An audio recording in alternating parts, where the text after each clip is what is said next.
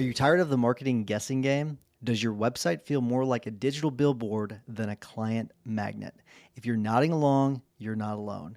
And it's time to stop the uncertainty and start getting real results. Let's talk about your marketing spend.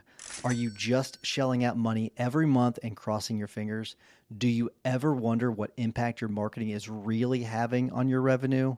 Well, it's time to take the guesswork out of the equation with Rise Up Media. We've been working with them for over a year, and the feedback from our fellow members has been fantastic. Rise Up Media is here to take your marketing to the next level.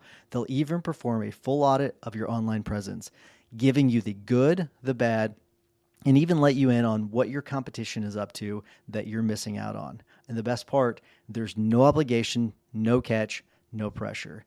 If you decide to work with them, their contracts are month to month. That's right. No long-term commitments tying you down. So what are you waiting for? To learn more about how Rise Up Media can transform your firms, visit riseupmedia.com/maxlaw, and Rise is spelled with a Z. riseupmedia.com/maxlaw. This is Maximum Lawyer with your host, Tyson Mutrix.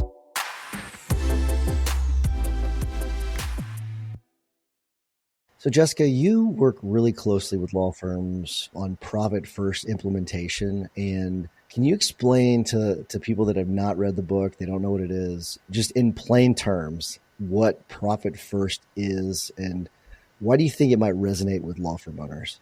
So I think there's really two pieces to it. The first piece is if you feel like your law firm could be more profitable, then this system is really going to help you structure your firm in a way that focuses on profit. So one thing I love about the system is the typical accounting formula when we look at our P&L is sales minus expenses equals profit, right? Well, profit first flips that and says sales minus profit equals expenses. So it really forces us as business owners to make profit a priority. So if you're in the camp where you feel like, my firm just is not as profitable as it could be, this system in conjunction with our CFO services is really going to focus right in on that profit side. Like we are here to run profitable businesses, to give us the life that we want to live financially, right? So that's what I love, the first piece about profit first. The second piece is cash management. So we as business owners have so many decisions to make every single day, and decision fatigue is a real thing for small business owners and entrepreneurs. And I love the profit first system for the method of allocating your cash. And you work together with us. We develop the formulas, and it's just a formula. When the money comes into your bank account, it gets allocated out to whatever areas that you have decided are priorities. And then you look at it once a quarter. So you don't have to make a decision. It's one less decision you have to make in your day-to-day business life about where this money's going and what am I going to do with this money. So I think there's two main things that the profit first system really helps small business and our law firm clients with. All right. So whenever I first heard the whole thing about profit first, it was before I read the book. I had a lot of skepticism and I was like, it doesn't work that way. That doesn't make any sense. Can you, for the skeptics out there, what would you say to them? Because it's like, well, you can't just put profit first. You can't just say it and it happens. So I guess, what would you say to those people? I think it's like anything that, any new thing we hear about in our firms, right? So most of us as business owners are constant learners and we're looking for better ways to do things. And I think that just saying profit first is going to solve all my problems, that is not going to solve all your problems, right? You have to change behaviors and you have to be strategic and you have to be willing to look at things in a new way. So I would never tell you just go implement profit first and it's going to solve your problems. We have found it really has to dovetail into more strategic financial planning and budgeting and, just managing the whole the whole financial system, it fits really well into that. And we can customize it to work well with the clients based on what their situation is. I have clients that are very profitable using Profit First because they want to have more strategy over where the cash goes. And they've been very successful with that.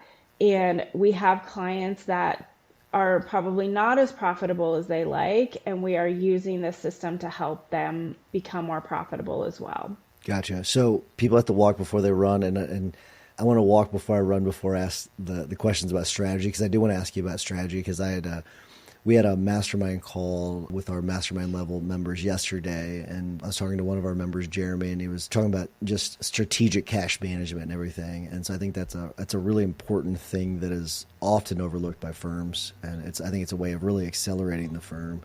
But before we get to that, though, the reality is that most lawyers have not been taught about how to manage money either in their childhoods or in undergrad, and definitely not in law school. So how would you say that Profit First helps shift the way law firm owners think about money in general? I think it makes law firm owners spend more time and get more focused, right? So what are your goals with your cash? Let's say you have a very profitable firm and you just don't know where the money goes. What are the goals? And we work through the goals, and it sort of forces that whole conversation that you're probably not going to have with yourself, and your office manager isn't going to have it with you, and maybe your wife is complaining at you because, the firm, maybe you have cash flow issues or whatever, but it forces that conversation and forces you to think more strategically about goals and how am I going to put the money in the right buckets that help us accomplish our goals. So you brought in something that's really, I think is something that's really important. Those external forces where maybe a spouse, to me, the one I see the most often is people are draining their firm bank accounts and they're just paying themselves a lot of money. But to fix the problem, they have to stop doing that. And so their spouse is like, well, where's all of our money? Well, it's in the firm because I'm trying to fix this.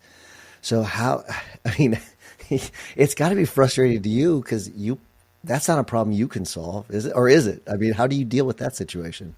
Well, nothing is black or white, which I know it probably sounds weird to hear an accountant say that, but nothing's black or white.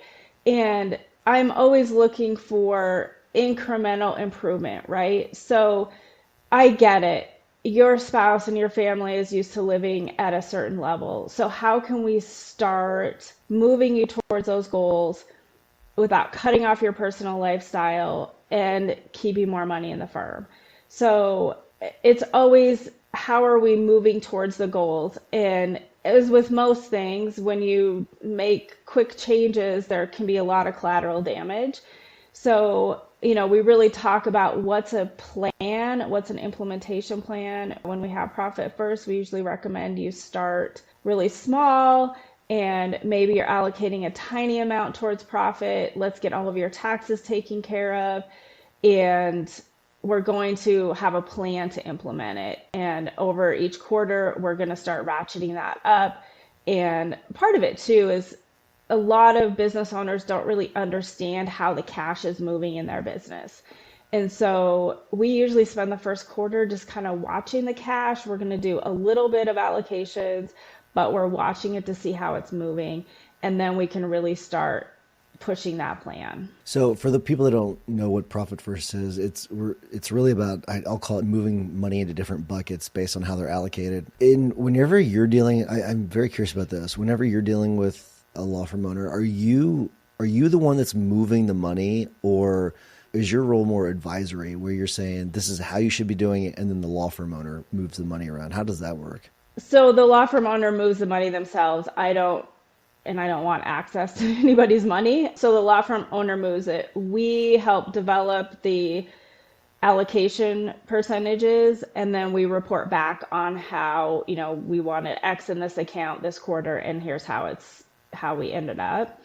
So I really love the analogy of small plates when we're talking about the actual cash management piece of Profit First.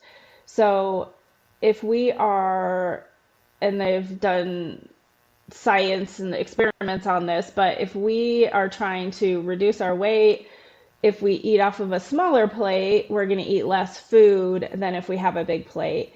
And I think the analogy works really well with Profit First is we're going to have a bunch of different plates of where that cash is going, and we're going to allocate it to all those different plates. And it's going to change our behavior, right? So if we do have a firm where we feel like our profit is not where we want it to be, then we have an operating account and we only put so much cash in the operating account. And we are not going to spend any more than what's in there, right? So it is a really great behavior management system. And there's just a lot of great things that come out of it. But my role is to help you determine what your goals are financially. We're going to help you create a budget that sets you up to have a profitable firm. And then we're going to help you determine how to allocate that money every time you do your allocations. And then we're going to report back to you on how that went. So when you're talking about the smaller plates, am I reading the tea leaves correctly in thinking that to have the smaller plates, that means you probably need to have more accounts, or am I going too far with that? Yeah. So, and I honestly, for me, this was probably the biggest, because I read Profit First probably 4 or 5 years ago. And the foundation is you create these separate cash accounts, right? So it's cash management. We're going to move our cash into separate accounts. And as an accountant, I just thought, oh my gosh. So now all of our clients are going, instead of 2 accounts, we're going to have 5 or 6. Like, this is not really what I want to be doing. But I eventually came around and I actually implemented it in 2 of my own businesses. And it really was a game changer, especially for one of my small businesses that my son owns together with me. And, he's 17 and he was complaining. I was managing the money and he's like, Mom, why is there no money in my account? And I said, well, it's because you're spending it on all these things. So we implemented Profit First with him. And oh my gosh, he's constantly telling me now how much money is in all of his accounts and what's happening. And then we also implemented it in the accounting firm. So, and I mean, there's lots of great reasons, but having the separate account, knowing, okay, my money's coming into my main income account and I'm going to allocate it out to these 4 accounts or whatever I have based on my priorities. It just takes one more decision out of our lives, like just one less thing to think about. We know what we're doing. We know we're moving towards our goals. We can see that money start accumulating, and it feels like there's so much more control over what's happening with our money. Yeah, I totally agree. All right, so you'd mentioned some more advanced strategies. At least you had hinted at it earlier on. So I am curious, like, what some of those more advanced strategies are when it comes to tax management, because I think the perception is that, okay, here's what I owe in taxes. I got to pay that in taxes, and so that's it. You're right. It's just, you mentioned kind of black and white. It's just very black and white. To me, it doesn't seem like it's black and white. There's a lot of gray area that you can use to your advantage. So can you talk about that gray area and kind of where, and maybe you wouldn't call it gray area, but those areas that you can actually leverage to try to make more money for you because you're taking advantage of the tax system. So can you talk about that a little bit? Yeah, so that really gets out of sort of the Profit First piece. So when we talk about taxes in Profit First, really our goal there is to accumulate cash to pay our taxes, right? So that's a big problem for a lot of small business owners is, April comes around and it's like, oh, I have an $80,000 tax bill and I have no money. So Profit First really forces that process so you have the cash. It has nothing to do with tax strategy. The tax strategy side is going to come in more in our tax planning services, and where we really look at all of the opportunities and we develop the tax plan. So we are maximizing the deductions, we're maximizing the entity setup, and we are really working towards keeping as much of that profit that we have worked with you so hard to increase in your pocket.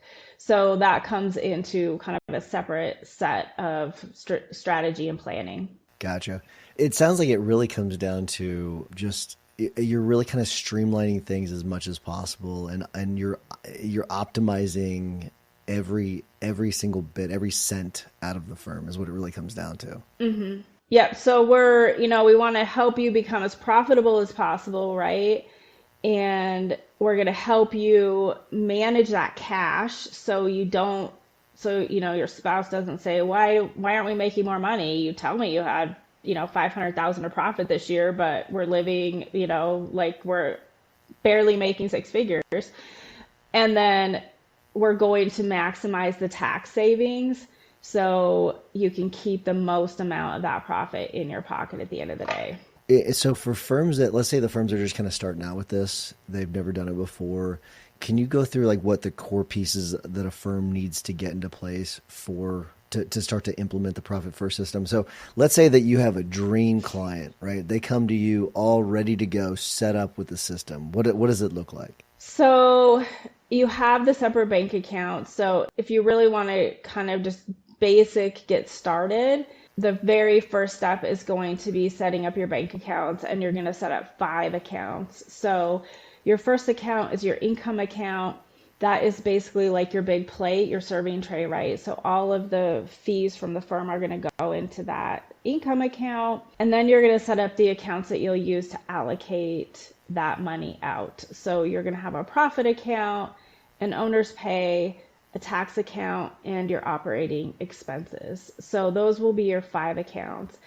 And we would recommend that if you're new to this, especially in the beginning, start allocating maybe 1% to profit and talk to your tax person about something for taxes. So typically, it just varies drastically, but 5 to 10%, even if you're not allocating anything right now, start allocating for profit and taxes. And you're going to find out pretty darn quickly how your operating account, how healthy it is, right? So if you're allocating something for taxes and profit and you've not really done that before and you're coming up short in your operating account, you've got to make some cuts, right?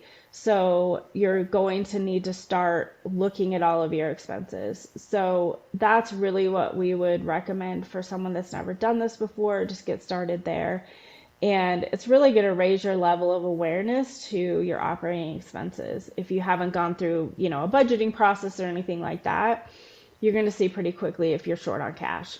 So how much do you get into with law firm owners, like the actual optimization of the actual business? So what I mean by is you seem very inefficient in this stage of the firm because I'll use like a personal injury firm. So let's say you're really good at bringing in clients, but for some reason you get stuck in the stage where you've filed a lawsuit, you've done some depositions, but you're not pushing cases to trial. Do you ever get into the weeds with things like that? Because sometimes there might be things that you just can't fix, So I wonder how into the weeds you really get, or if it's more of this is how you need to be moving the money around kind of a thing. I'm trying to get an idea as to how deep into the weeds you have to get with, because maybe you don't have to. Maybe just by monitoring how the cash is moved around, it forces their action. So I am curious about that part of it. So I won't get into the weeds of helping you solve that problem, but we're going to see if that's an issue pretty quickly, right? So if your cases if you're a PI firm and it's taking a year and a half for you to settle them, something is not working. So that's where we would recommend you, dig into that business process yourself or hire somebody to help you with that specifically. We have other clients where they just can't get the money moved to get the settlement done fast enough, right, out of the trust account for the PI firms. So the firm owners recognize that pretty quickly, like, oh, wow, it's taking us 60 days to move this money after we have an agreement. We need to get more help or fix our processes to move that money faster. So as we're looking at how the money's flowing, the issues operationally usually surface, and that's where the owner then has to step up and say, I'm going to fix this because this is a problem. Gotcha. Yeah. I kind of figure that's the way it is. And a lot of times the law firm owner knows what the issue is. They just need someone to kind of like push them. Yeah, push. Yeah. To take care of it. Right. So if we have these goals with our cash and we're not able to move the money the way we want to, because there's operational issues, you've got to fix the operational issues, and that's going to fix your cash problem and the goals that you have there. I'm very curious. I don't know if I've ever asked you this, but I want to know so badly. Are there any parts of Profit First that you disagree with, whether it's the book or the system in general? It's not going to solve all your problems with your firm, your business. So if you say, oh, I'm going to create 5 accounts, everything's going to be fixed for me, it is not going to be fixed for you. I think you still have to budget, you still have to plan, into the future. And most law firms, professional service businesses, most of our expenses are salary, right? So typically just buying less office supplies or, those kind of low hanging fruit is not going to solve problems if you have a cash issue or a profit issue. You really still have to dig way deeper into the operations of the business. In the book, Mike gives an example of it was one of the businesses he was a part owner in, and I don't remember the exact details, but it was some sort of manufacturing business, and the owner wanted to buy some equipment things at Lowe's, and they just decided to delay it for a couple weeks, and then they figured out they didn't need it. Well, that's not always the case. It's not that simple. I know he has to make examples that are going to work for people and resonate, right? But it's not that simple in a professional services firm. I can't just not pay my people for a couple weeks because I'm trying to increase my profit. Sure.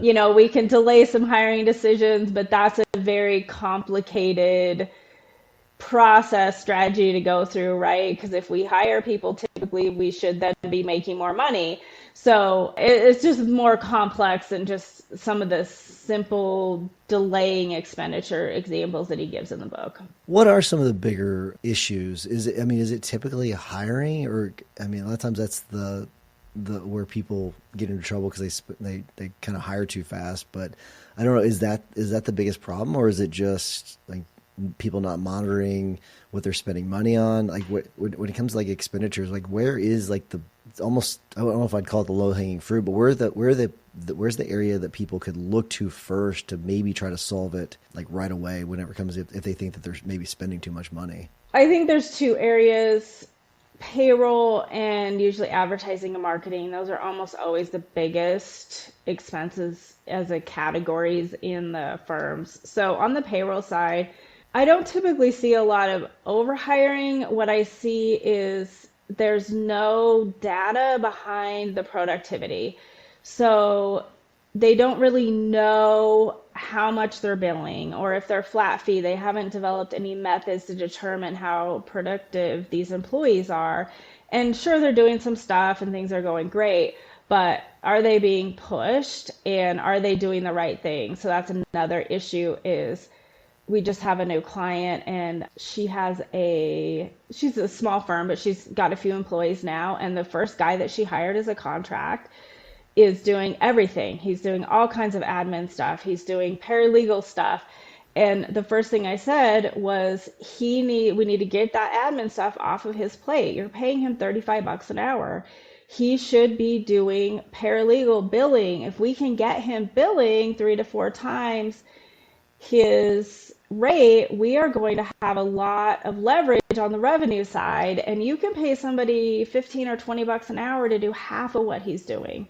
So as we grow our businesses, we kind of hire somebody because we have a hole we need to fill. A lot of times it's getting stuff off of our plate, and we need to really at least twice a year step back and say, what are these people doing? And should they be doing that? Or does it make more sense to reallocate some of these duties? Well, it's funny you bring that up, because I want to ask you a little more about this, because a lot of times we get the question of like it's a true solo, and they want to go straight from true solo to hiring another attorney, right? So they go solo to another attorney.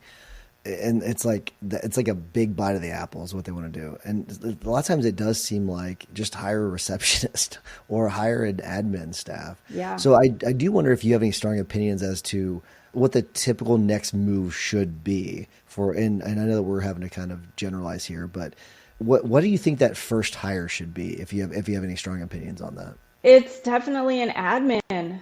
you as a solo, as you're scaling, if you can get admin duties off your plate, you're going to be able to bill more, and that's going to give you more revenue and more profit to start hiring those more technical positions, right? So the more you can bill and the admin stuff get off your plate in the beginning, that's going to give you the leverage that you need to start then hiring those expensive technical people.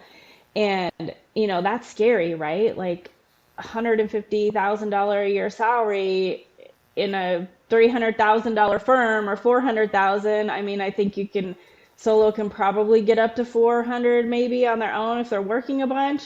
But I am always recommending that we are constantly looking at the range of duties that we're ourselves and our employees are performing. And we need to have a concerted effort to the lowest level duties need to be pushed off to someone that's qualified to do that costs us a lot less money.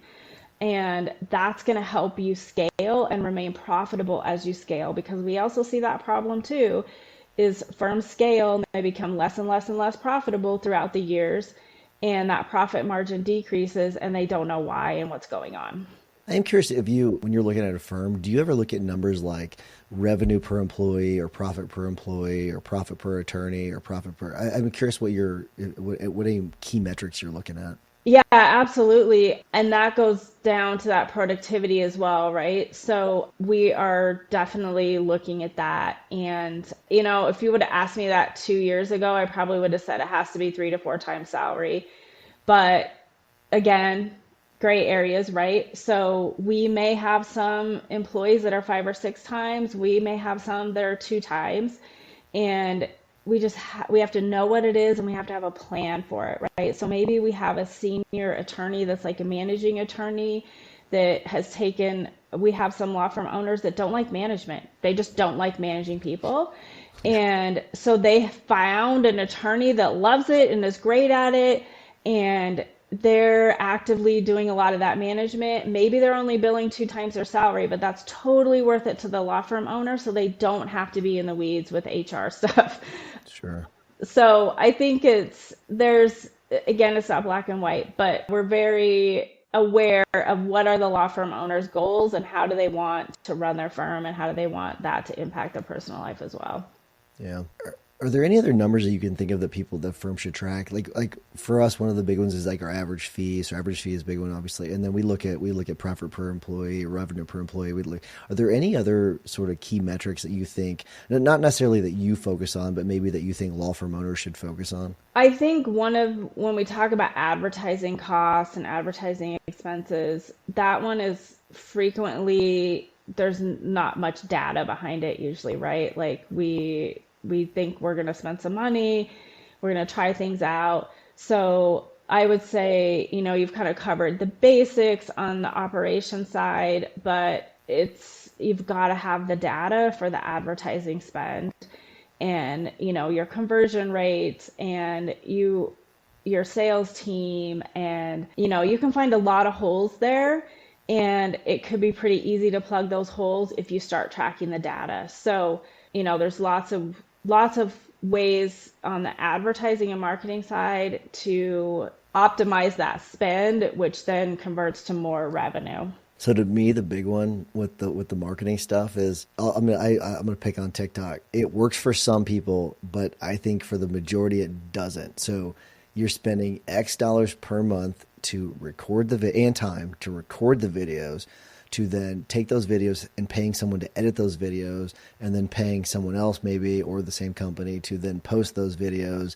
And how many cases are you actually getting from those? And so you've been doing it for a year and a half. Okay. And I'm all about doing things and being consistent for a while and letting them play out. But there are many people that do this, and they've done it regularly for a long time, that are getting zero return or very little return on it. But they're so locked in and committed to it that they don't want to admit it's not leading to cases. But and I pick on TikTok specifically because for a lot of people it doesn't work. It's just not an effective marketing technique. So since I'm picking on TikTok, are there any that you want to pick on? Any that you think that you're like, that's not leading to cases, stop doing it? I mean, Not specifically, but I don't disagree with you. We get so emotionally attached to something we're doing that we, as business owners, and maybe you like TikTok yourself, right? Maybe you think it's cool, but at the end of the day, if the data isn't showing that it's working, you have to cut it off.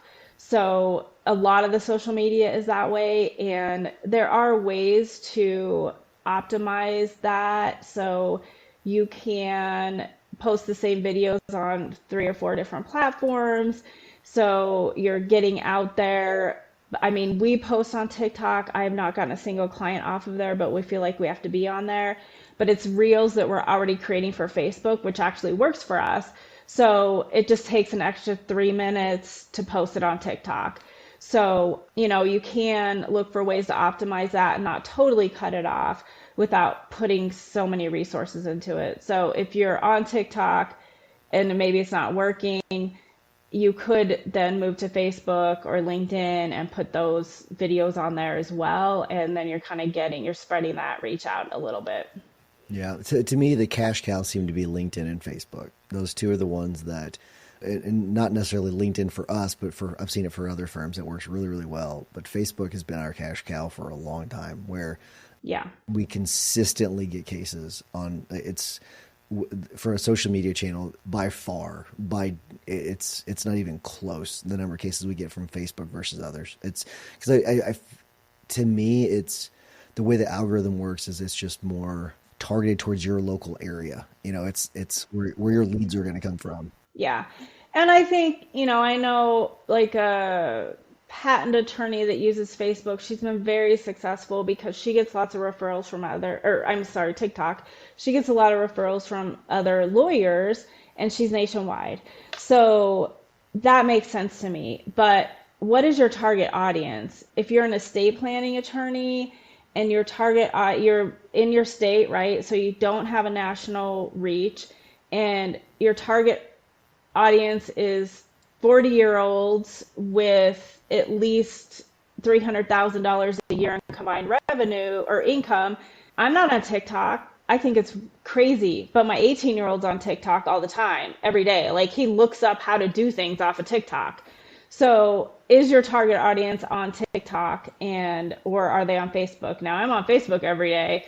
So if I'm your target audience, you need to be on Facebook with me, not on TikTok with my 18-year-old. Absolutely. Give us a little bit of a peek behind the curtain. So you're sitting across from a law firm owner and you're talking strategy. What are some of the financial red flags that you might see that you're like, hey, that you need to address? Oh, gosh. Too many to list. I think I think one of the things, there's 2 things that almost most everyone tells me on our discovery calls.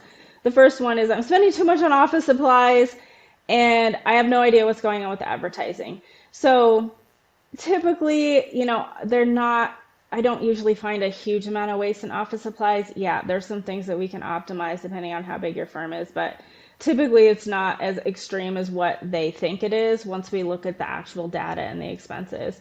So usually, honestly, it comes down to the people. So most law firms, when they come to us, they're not tracking that productivity. They're not tracking the billable hours.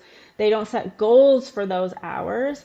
And even if they do, they haven't gone to the next step of evaluating, okay, how much revenue is this going to bring in for me and for the firm, and how is that contributing to, the top line and then the profit in itself. So it's definitely the payroll and the advertising. Most firms have no idea how the advertising is serving them. They just keep doing a bunch of stuff and they are making money and they think that's great. But at the end of the day, what is it actually producing for us? So advertising and employees, what are they producing for us? Got it. I want to make sure I give you the opportunity to talk about this because I want to make sure people, if they want to work with you, they know how to reach out to you because you're an amazing resource. You got the book Keys of the Kingdom, I think is the name of it. And then you're a MaxLawCon 2025 sponsor, which is awesome. Thank you for that. We're bringing back the MaxLawCon this year, so it's gonna be a lot of fun in Nashville. So if anybody doesn't have their tickets, maxlawcon.com. It's already close to a sellout, so we need to make sure that you get your tickets now before they're about the price are going to go up too. So make sure you get them before the price go up. But if people want to work with you or they just have questions for you, how do they reach out to you? Yeah, so our website, silverpeakcpa.com, is a huge resource, and we are on all the social medias. We're on LinkedIn, Facebook, we're out there, but the website is probably the best because you can actually book a discovery call with us right there from the website. And I do have something exciting. We are going through a rebranding. And that's a huge, huge process, but we're hoping to have everything launched in August. So we'll have a new website, the name's staying the same, but we're really just, it's been 6 years and we've really elevated services and elevated the value and what we're providing for our clients. So we're excited for the new rebrand, and that will be coming out in August. That's awesome. Anything you want to tease with that? Because that's pretty neat. Are you going to do any color changes or what? We are. So totally new colors, new logo, and I would encourage you to check out the website because it actually has, so if you don't know, I'm into horses. I show horses, quarter horses at a national level. And our website has a picture of my horse on the front of it. And it's just it's full circle for us. The reason I started the firm was to have more flexibility to do a lot of this stuff with my kids. And we've built it and it's grown, and we've just been able to help so many folks. And having that picture of my horse on there is just gives me the chills because it's an amazing, amazing accomplishment for us. That's really cool. All right. So let's end with this. So if our listeners are going to take away one mindset shift from this conversation or one action they should take, well, what do you want it to be when it comes to managing money in their law firms? I think it would be that having a plan gives you more control and results in less stress. So if you know what you're doing, you have a budget, you have a cash management system in place, you are going to be so much less stressed about the finances and the firm all together. Love it. I think that's a great way of ending. Thank you for joining me for this. I enjoyed the conversation as always. I couldn't believe it'd been a couple of years since we had talked last. It seriously felt like we had just like a few months ago talked. I was shocked when I looked at this. It's been a couple of years, but it's always a pleasure. Thanks for doing this. Thanks for being a sponsor of the conference. Really appreciate it. It helps us put on a better show for everybody. So I really do appreciate it. So thanks for joining me. Hopefully people will reach out to you. Yep. Awesome. Thanks, Tyson.